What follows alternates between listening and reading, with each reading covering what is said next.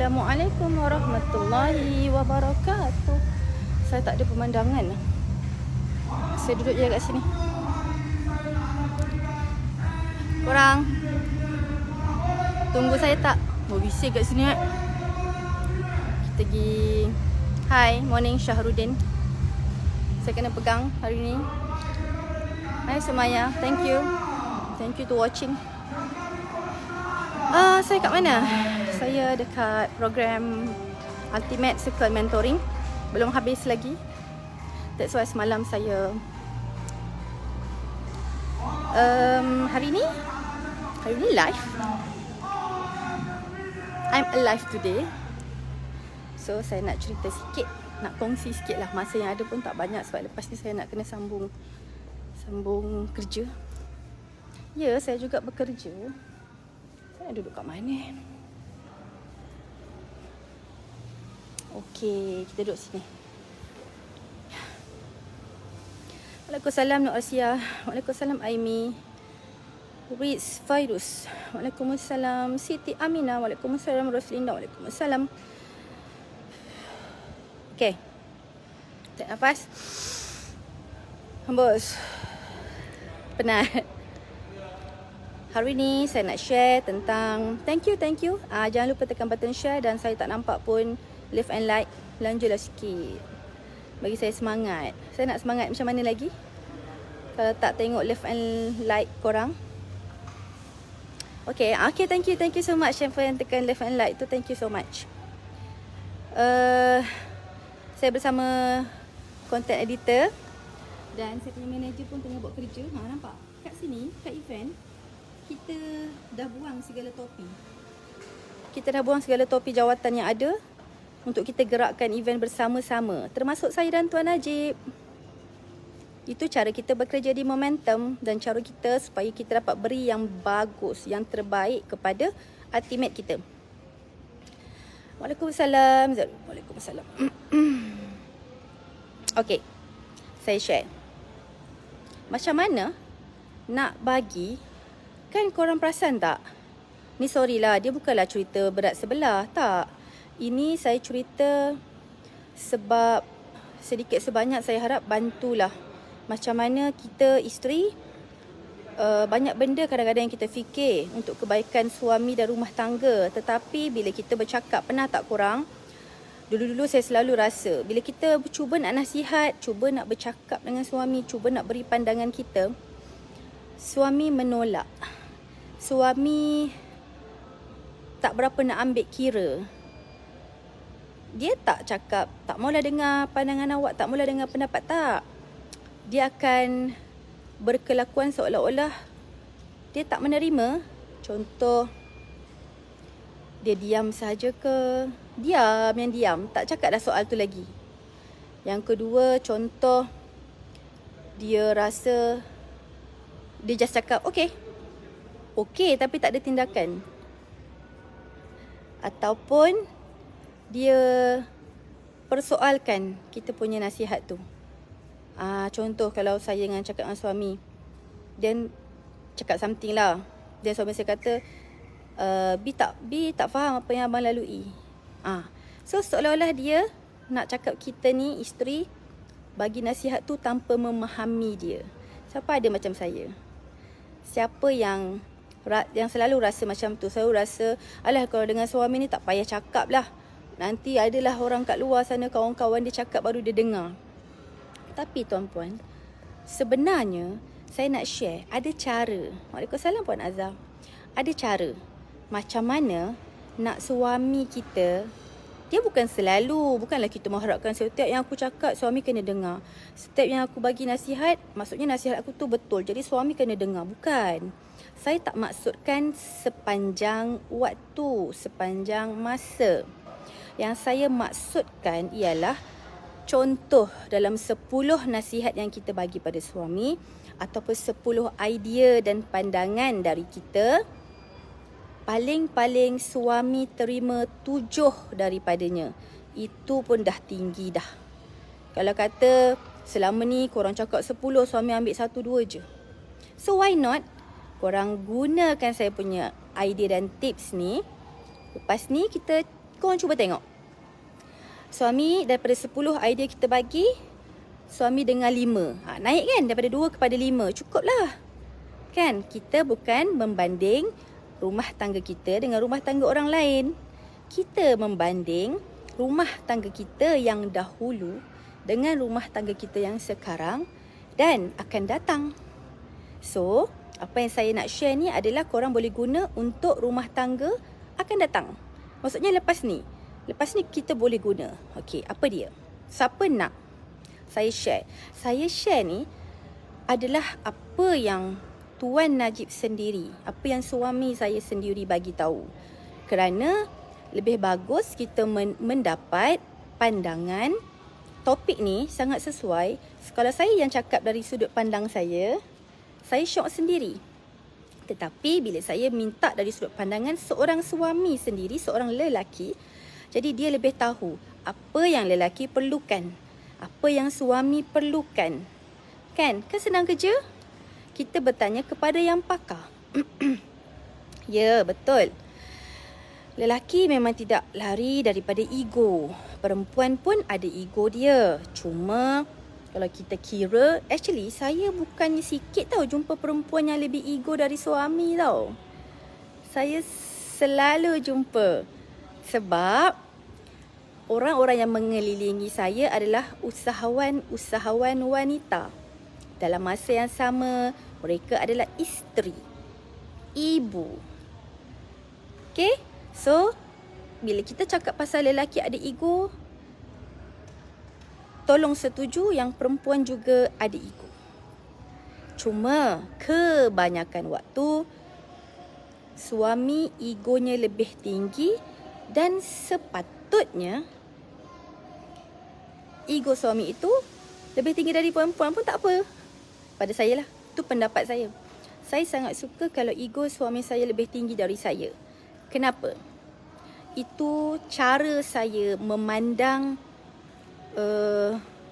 kehormatan seorang lelaki. Saya berasa agak malu. Saya sendiri sebagai wanita berasa agak malu bila melihat ego seorang isteri lebih tinggi daripada ego suaminya. Kerana pada saya macam ni saya tahu pandangan kita berbeza-beza. Saya share pandangan saya. Dari saya kecil dulu nak dengar cerita saya dulu tak? Saya cerita dululah nak bagi faham. Dari saya remaja. Dari saya umur 15 tahun. Saya waktu itu sudah akil balik. Sudah menjadi seorang perempuan. Dan pelbagai hormon keluar, termasuklah hormon kita. Selama ni saya tak pernah fikir dalam kepala otak saya tentang cintan-cintun ni, tentang apa perlu, tentang kahwin-kahwin tak ada. Tapi umur 15 saya dah mula terfikir ke arah tu. Bukan nak kahwin time tu, bukan. Maksudnya terfikir ke arah suami lelaki yang macam mana yang aku nak pilih sebagai suami aku. Sebab saya yakin kita sebagai wanita, suami kita seorang tu lah. Kalau kita kalau kita pilih yang macam A lah suami kita esok.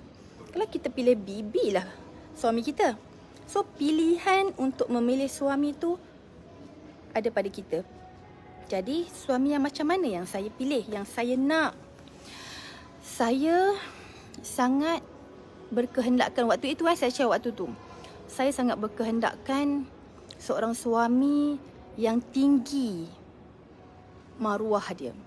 Yang dia ada leadership, dia ada ciri-ciri kepimpinan.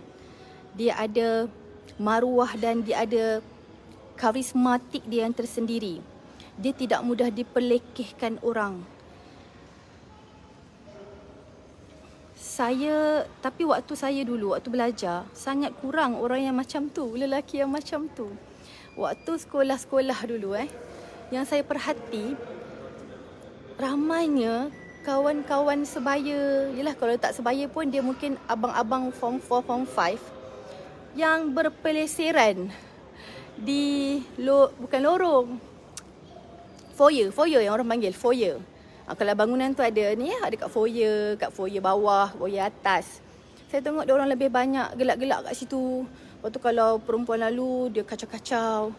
Saya sejujurnya tidak berapa gemar situasi macam tu. Saya rasa macam mana dia orang nak jadi lelaki yang terhormat? Macam mana dia orang nak jadi suami yang terhormat? Macam mana dia nak jadi suami orang kalau dia berperangai main-main macam tu? Cara saya dulu waktu saya umur 15 tu, saya rehat je, saya pengawas. So saya keluar dulu sebab saya nak bertugas. Tetapi ada sahaja masa lapang, tempat yang akan saya tuju adalah perpustakaan sekolah. Saya akan belajar kat situ, saya akan baca buku kat situ. So tak pelik lah kalau cara seorang Nurul Izzah berumur 15 tahun berfikir macam tu. Sebab saya, bayangkanlah saya dah pada kecil dah kerja warung. Saya dah bergaul, saya dah tengok ramai orang, ramai pelanggan yang datang ke warung umbah saya, pelbagai perangai. Bukan saja daripada tempatan situ, tapi daripada luar KL. Diorang kadang-kadang nak bercuti lalu kat Labis tu kan, singgah ke warung nak makan. So saya dah belajar mengenali karakter-karakter orang dari saya kecil. So no wonder bila umur saya 15, saya orang yang sangat serius memandang ke hadapan. Dan semenjak itulah saya mula berdoa. Sebab tu kalau kata macam mana dapat suami macam suami saya, mungkin Allah memakbulkan doa seorang budak umur 15 tahun. Dan doa itu tidak stop. You can sit here, Amanda. Never mind, Jessie. I live. Okay. Doa saya tak berhenti sampailah saya sah menjadi isteri kepada Najib Asadok, yang waktu itu memang tak ada apa-apa lagi melainkan dia adalah seorang lelaki yang saya tengok baik, seorang lelaki yang menjaga solat, seorang lelaki yang saya kenal beliau di sekolah di MRS Semua. Dia adalah sebagai ketua pelajar pengawas, ketua pengawas. Dan dari situ saya dah tengok, dia ada credibility sebagai seorang pemimpin. That's why bila dia kata dia memandang saya sebagai bakal isteri, saya tak rasa keberatan sebab dia ada ciri-ciri lelaki yang harus dihormati. Ciri-ciri lelaki yang ada maruah. Ciri-ciri lelaki ni sebenarnya kalau ada kan lelaki sejati lah, lelaki tak sejati sangat lah, lelaki separuh sejati lah kan. Tapi Tuan Najib ada karisma sebagai seorang lelaki yang tegap. Bukan tegap badan tu, jelah badan dia pun tegap. Tegap dan teguh. Faham tak? Korang faham tak? Aku tak tahu lah korang faham ke tak cerita ni. Sebab aku tak nampak love light ni Tapi mata tinggi lah, mata stay. Okay, boleh saya terus cerita Saya sambil-sambil tekan love. Dah tekan share ke belum? Alamak, siannya. Yelah, kita zaman-zaman dulu. Saya jarang diganggu, Puan Aniza. Saya ni memang bawa watak garang dari sekolah. Saya adalah pengawas yang garang. Saya bukan pengawas yang bolehlah saya maafkan. Tak. Saya adalah memang karakter yang kalau ini kerja aku mengawasi pelajar supaya jangan langgar itu, jangan langgar ini. Do and don'ts. Saya akan follow. Sebab itu tanggungjawab. Bukan sebab saya tak sayang kawan-kawan ni, sayang. Tapi sebab tanggungjawab. So kita sayang sekolah tak? Sayang. Sebab kita sayang sekolah, sebab kita menghormati arahan guru. Itulah karakter saya, karakter seorang pengawas. Okay? Di MRSM je saya tak jadi pengawas. Saya try minta pengawas. Ada masanya tu saya ingat lagi muka dia. Saya kalau jumpa dia macam saya nak tanyalah. Tang mana nampak saya lemah lembut sangat. Dia cakap apa? Adik tak boleh jadi pengawal. Kita ada kan kalau dekat MRSM kan ada nak jadi pengawal kena interview. Form 4 lah. Form 5 ke Form 4? Form 4 nak pergi Form 5. Kena ada interview lepas nak jadi pengawas masa Form 5. Saya apply lah sebab saya pernah jadi pengawal kan. 3 tahun di sekolah menengah. Ada jawapan dia apa tau? Adik, abang tengok muka adik ni lembut sangat, tak boleh marah orang. Saya ingat sampai sekarang jawapan tu. Saya cakap, ya Allah, tak apalah. Saya fikir positif lah, untunglah muka lembut. Tapi macam sedih, tak dapat jadi pengawas tu sedih. Sebab saya memang suka benda-benda yang leadership ni. Saya memang suka benda-benda yang kepimpinan ni. Dari saya kecil dululah. Sebab saya anak nombor 2 kan. Anak nombor 2 ni kita biasa menentukan hala tuju keluarga. Mak abah kita pun apa-apa tanya kita, apa-apa minta keputusan kita. Kita dah biasa. So masa tu saya macam down lah. Saya kata macam macam mana pula dia tak kenal aku ni gangster. Yelah bahasa kasar lah, gangster lah. Tapi it's okay. At least saya mendapat seorang suami yang baik. Dia MRSM. Okay. So saya cerita. Sekarang ni suami saya macam tu juga. Masih lagi ada ego dia.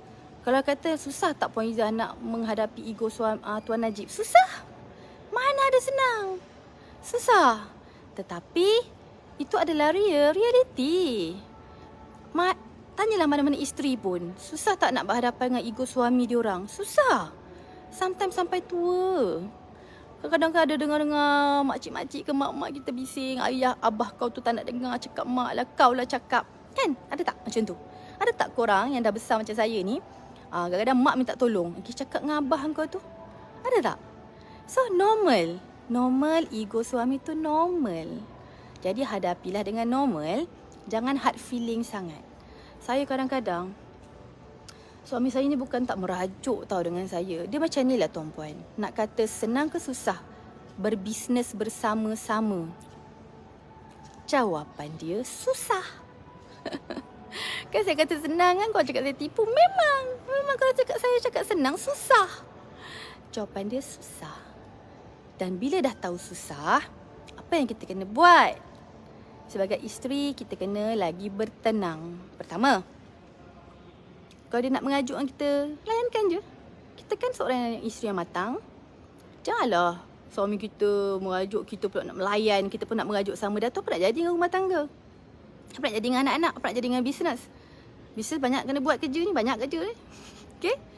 Yang kedua, kita kena banyakkan. Dia sama ada dua. Kalau korang tak suka baca buku, minta nasihat dengan orang yang lagi bagus, yang korang percaya. Macam mana nak buat ni? Agaknya saya ada salah. Minta nasihat yang baik-baik. Yang bila kita ngadu kat orang tu, dia tak ramai tu orang macam ni, tapi ada.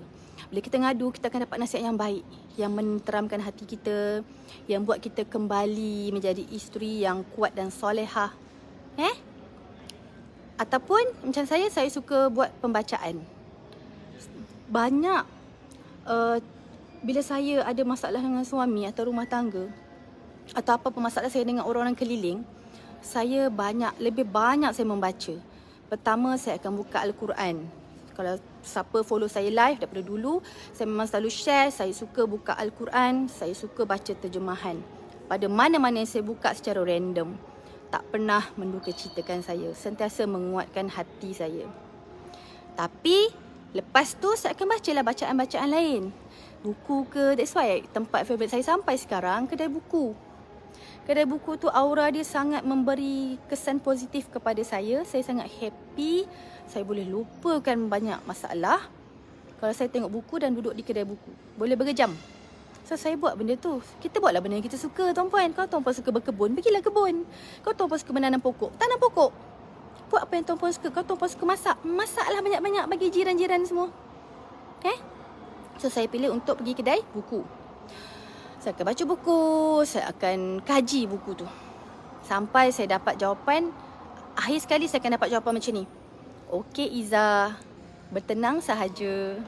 Apa yang berlaku pada suami kita, pada rumah tangga kita adalah perkara yang normal yang kita perlu memahami. Dan bila kita memahami, bukan untuk kita cari salah. Bukan juga untuk kita salahkan diri kita. Tetapi kita kena fikir ni, guna kepala otak ni. Buat apa-apa kena tahu apa objektif, apa misi visi kita. Saya orang yang sangat memandang objektif. Saya akan mampu bersabar asalkan saya tahu objektif saya akan tercapai. Saya pun ajar saya punya leader, kalau kita nak capai pada 2025 tangga korporat, usahanya, primingnya, seedingnya, storynya, mulakan sekarang. So saya orang yang begitu. mungkin ciri-ciri itulah yang buatkan Allah memilih saya dan Tuan Najib menjadi ketua sebuah syarikat. Mungkin saya tak tahu. Korang lebih arif. Okay? So, ni baru pergi kepada saya share. Korang yang tak tekan button share, saya tak share lah lagi. Saya gurau. Okay, ada 2 perkara yang korang isteri-isteri boleh buat. Ni Tuan Najib sendiri bagi tahu saya tahu. Pertama, ada tak? Tulis pertama. Saya lagi marah aku. Faizal ni lambat lah, muka Dima je dah 20 minit. Okay, pertama, suami saya pesan. Saya tanya dia, bang, apa yang buatkan abang banyak kali, saya tak cakap sentiasa tau, banyak kali dengar cakap B, banyak kali B bagi pendapat abang terima, mudah saya nak buat kerja, mudah saya nak jalankan tanggungjawab sebagai director company ni, kan? Sebab saya bekerja dengan ramai tim bawahan, ramai manager, key leader. So kita nak tentukan ni, kita nak buat tindakan, tapi segala tindakan dan keputusan tu adalah atas keizinan Tuan Najib sendiri sebagai CEO company plus sebagai founder. Dia yang menubuhkan company ni. Jadi wajarlah segala penghormatan saya, dan saya ajar tim sekali saya terutamanya kembalikan kepada Tuan Najib sendiri. So, apa cara yang saya buat yang buatkan Tuan Najib selalu ataupun sentiasa banyak kali ambil nasihat tu dan pandangan tu? Pertama, siang korang menunggu. Pertama, suami saya kata tahu, jangan marah saya. Aku pun takut nak share. Isteri, sebenarnya cara kita bercakap banyak kali benda yang sama, itu sangat memberi kesan kepada suami kita. Tapi kena belajar juga cara bercakap. Contoh apa Okey, saya buat contoh lah. Ni contoh dulu-dulu tau. Dulu banyak contoh tau, bukan sekarang Sebab ni je yang saya ingat. Bang, tu apa maghrib, abang dah siap nak pergi jemaah? Okey, contoh waktu tu dia mungkin sakit kaki ke apa, ataupun dia ada kerja. Nanti abang tak sempat. Okey, kita biarlah, kita tak ada bebel. Abang ni tak payah, tinggal lah. Okey, kita semayang sama-sama. Suami saya dari dulu pun kalau beliau tak pergi surau atau masjid, memang tetap berjemaah di rumah. Tapi saya, alangkah sejuknya hati saya sebagai seorang isteri, kita semua bila nampak suami kita berjemaah di surau, di masjid kan. Okey, so saya fikir macam mana nak bagi tahu, sebab benda tu sensitif tau. Kewajipan-kewajipan ni sensitif. Isteri ni kena tahu ini yang kita cakap ni sensitif.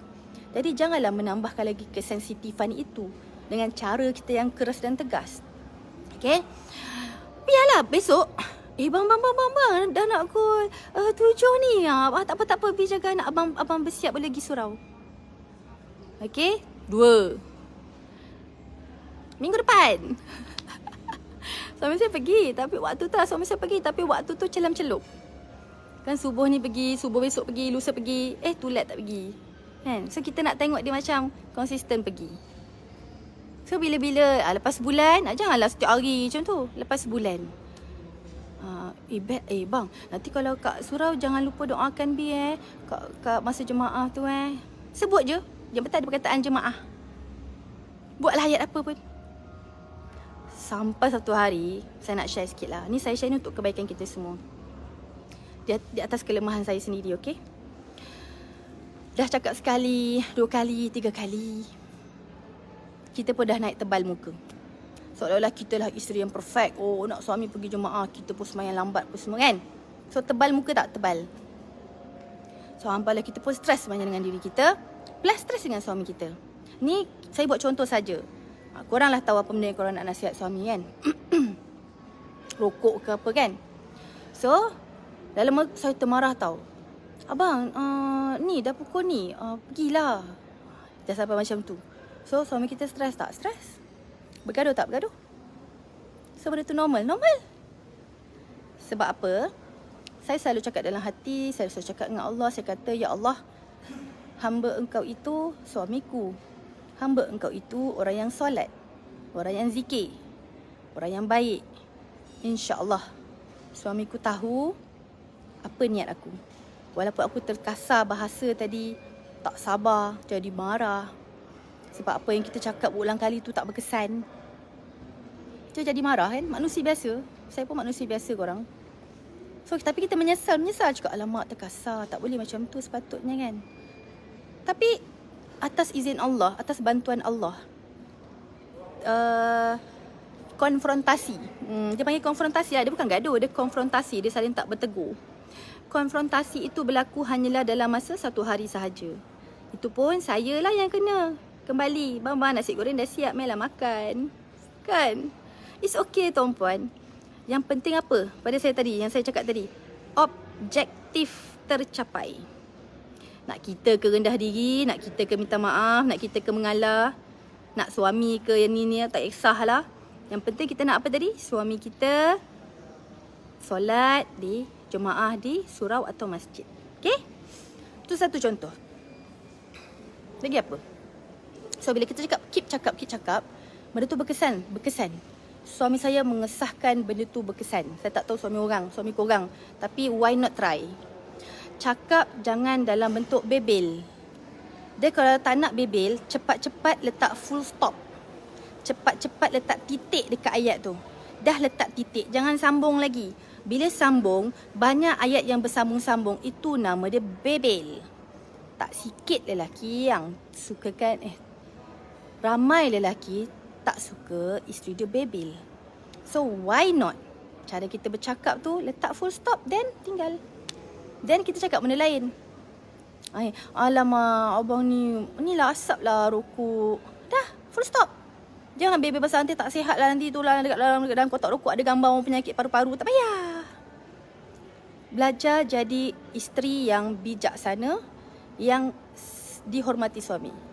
So, tapi esok lusa cakap lagi. Bang, nanti ada anak kita ni bang. Abang rokok jauh-jauh sikit.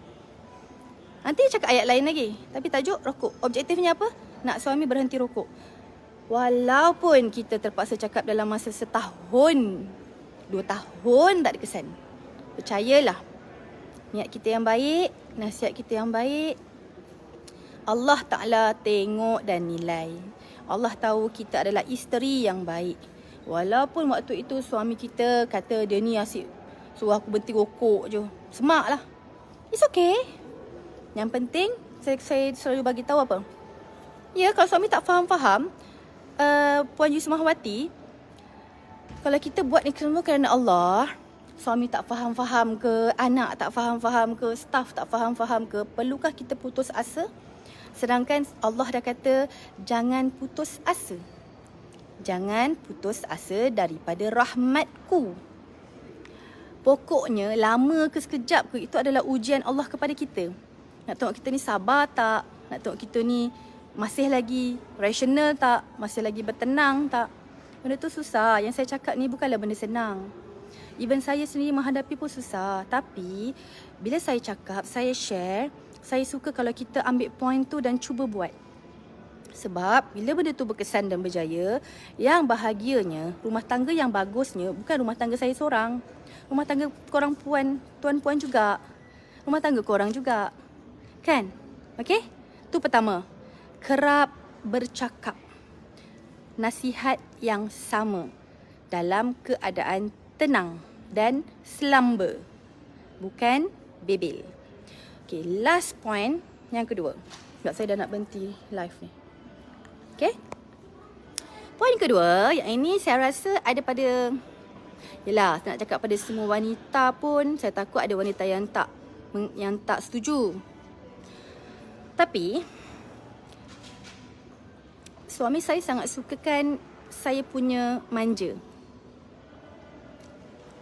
Antara sebab kenapa dia suka dan pilih saya sebagai isteri, kerana saya ada sifat manja semula jadi. Manja sebagai seorang wanita lah. Kan? Saya ada gangster saya ada sisi garang saya. Saya juga tidak terkecuali ada sisi manja saya. Dan itulah antara sifat saya yang suami sangat suka. Okay? Jadi kadang-kadang saya lupa tak nak jadi manja. Ya, lupa bila kita ada stres dengan sakit kita, dengan anak-anak ke, dengan kerja. dengan orang-orang di bawah kita, contoh bibi ke family, whoever, kita akan lupa kepada sifat kita yang manja tu. Kan? Sedangkan dulu suami kita pilih kita sebab kita ni manja. Dan manja tu dalam rumah tangga kami still lagi significant sampai sekarang. Still lagi sangat diperlukan daripada suami, sangat diperlukan oleh suami sampai sekarang.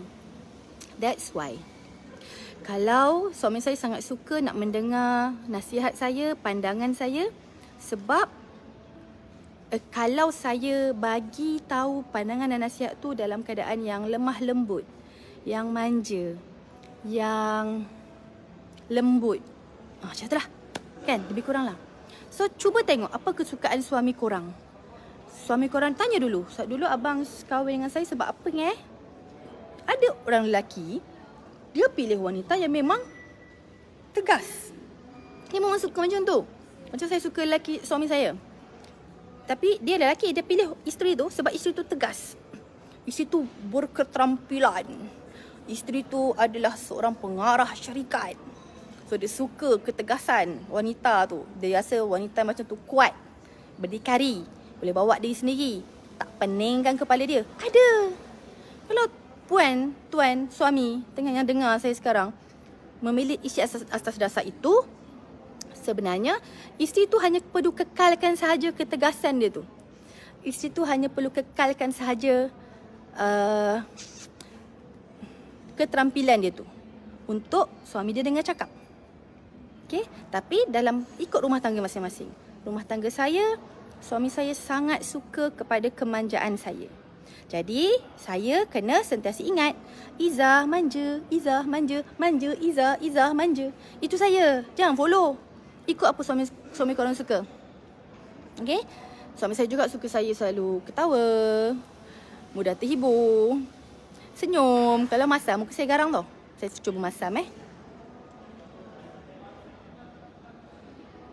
muka saya garang tau. Muka saya ni memang mak saya daripada kecil-kecil dulu dah tegur. Muka jangan masam sangat, orang nampak kau garang.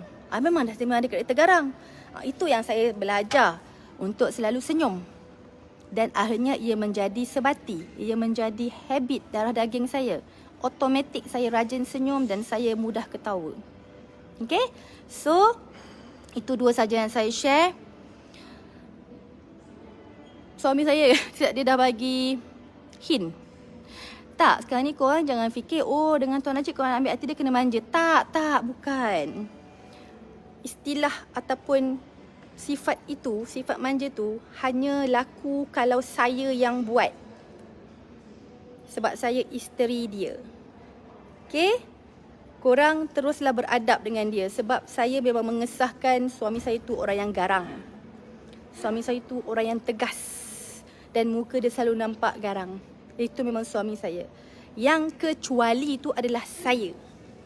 Saya memang mengaku suami saya tak pernah marah saya. Dah 21 tahun saya kenal beliau.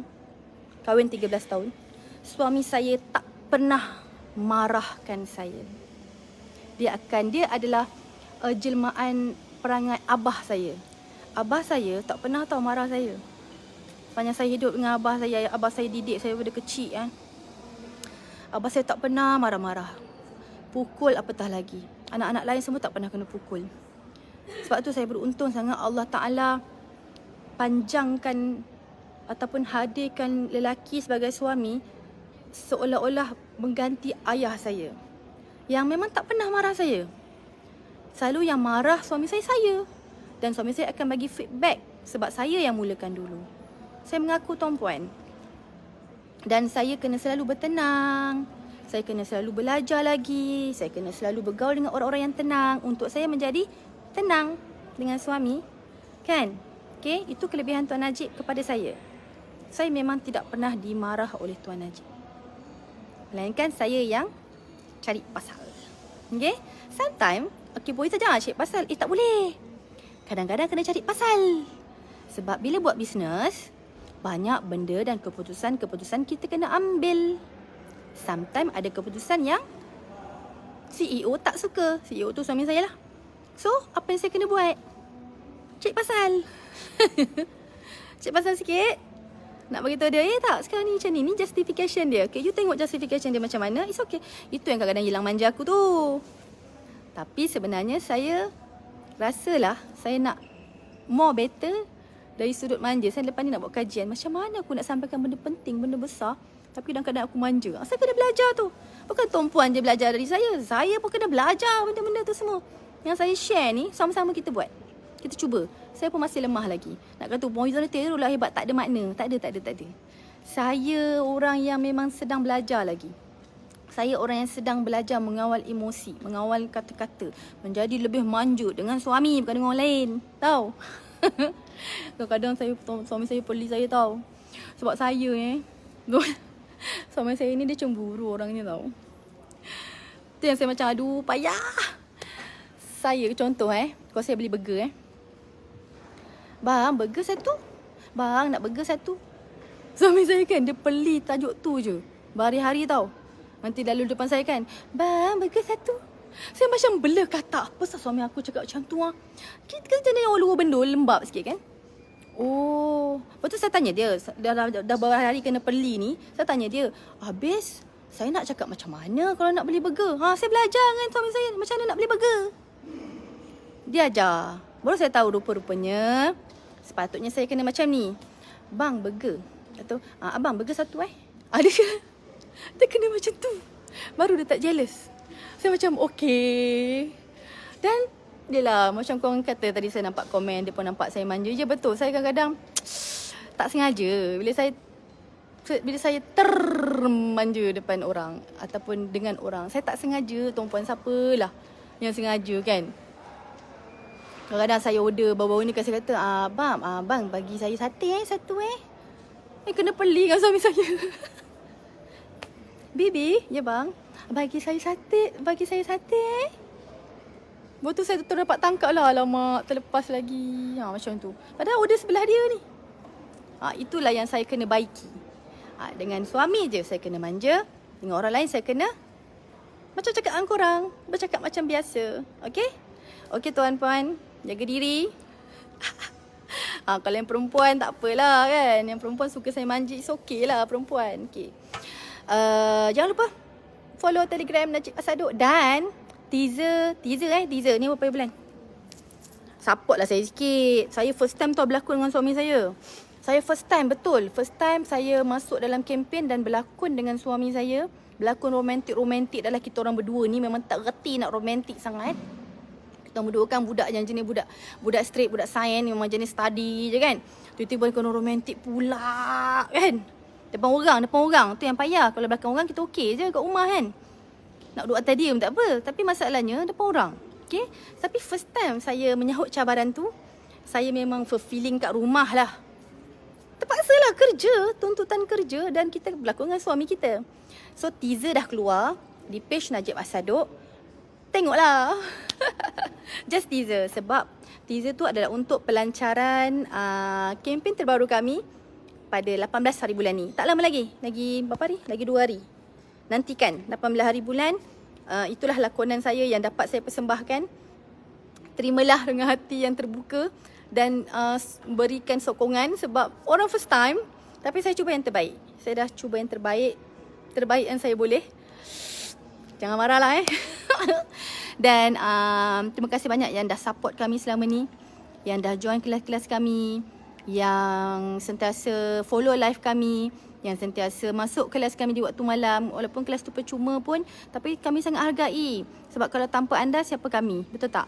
Okay, jaga diri. Tengok Asniza. Assalamualaikum warahmatullahi wabarakatuh. Thank you Maya Zara.